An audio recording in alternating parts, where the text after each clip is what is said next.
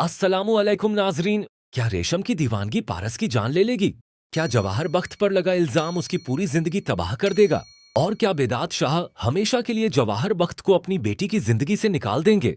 आज की कहानी में ऐसे राज खुलने वाले हैं जो हर किसी को हैरान कर देंगे। रेशम को अब पूरा यकीन हो चुका था कि पारस जवाहर बख्त से निकाह करने वाली है, जबकि जवाहर बख्त तो उसका मंगेतर था। यही जलन, यही मोहब्बत की दीवानगी और इंतकाम की आग उसे उस मुकाम तक ले आई जहां उसने इंसानियत की सारी हदें पार कर दीं।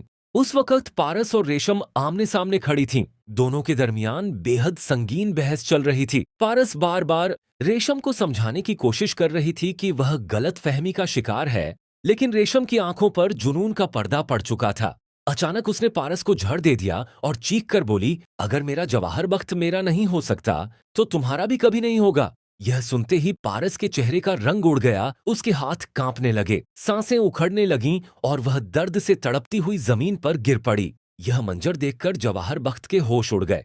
उसने बिना एक पल गंवाए पारस को अपनी बाहों में उठाया और तेजी से अस्पताल की तरफ दौड़ पड़ा। अस्पताल पहुंचते ही डॉक्टरों की पूरी टीम हरकत में आ गई। पारस को फौरन इमरजेंसी वार्ड में ले जाया गया। हर गुजरता लम्हा उसकी जिंदगी और मौत के बीच की दूरी कम कर रहा था।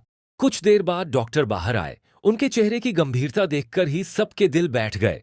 उन्होंने कहा, मरीज की हालत बेहद नाजुक है, ऐसा लगता है कि इन्हें कोई जहरीली चीज दी गई है। अगले कुछ घंटे बहुत अहम हैं। डॉक्टर की यह बात सुनकर जवाहर बख्त के पैरों तले जमीन निकल गई। कांपते हाथों से उसने फौरन बेदाद शाह को फोन किया।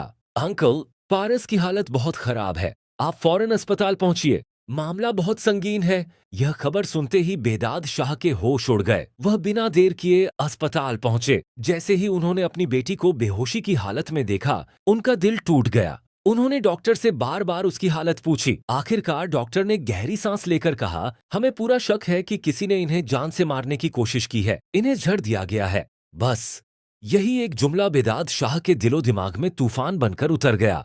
उनके जहन में सबसे पहला नाम जवाहर बख्त का आया। उन्हें लगा कि कहीं पारस के इनकार के बाद जवाहर बख्त ने गुस्से में यह कदम तो नहीं उठा लिया। गुस्से से बेकाबू होकर वह सीधे जवाहर बख्त के पास पहुंचे, उसका गिरेबान पकड़ लिया और गरज कर बोले, मैंने तुम्हें अपनी बेटी का मुहाफिज बनाया था, उसकी हिफाजत की जिम्मेदारी दी थी, लेकिन तुमने उसी की जान लेने की कोशिश कर दी। अगर मेरी बेटी को कुछ हो गया तो मैं तुम्हें कभी माफ नहीं करूंगा। जवाहर बख्त की आंखों में आंसू आ गए। उसने कांपती आवाज में कहा, हाँ, मैंने ही पारस को झड़ दिया है, क्योंकि मैं जवाहर बख्त से बेइंतहा मोहब्बत करती हूँ। मैं उसे किसी और का होते नहीं देख सकती थी। मैंने अपने कानों से पारस और जवाहर बख्त की शादी की बातें सुनी थीं।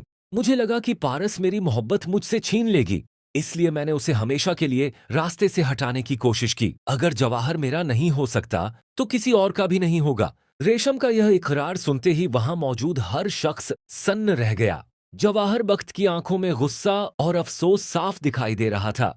उसे यकीन ही नहीं हो रहा था कि उसकी वजह से इतना बड़ा हादसा हो गया। तभी बेदाद शाह ने बेहद सख्त लहजे में कहा, रेशम, तुम्हारी यह गलतफहमी तुम्हें बहुत महंगी पड़ेगी। और सुन लो, मैं अपनी बेटी की शादी कभी भी जवाहर बख्त से नहीं करूंगा। जवाहर और उसके घर वालों से मुझे हमदर्दी जरूर है, लेकिन मेरा अपना उसूल, अपना मयार और अपनी इज्जत है।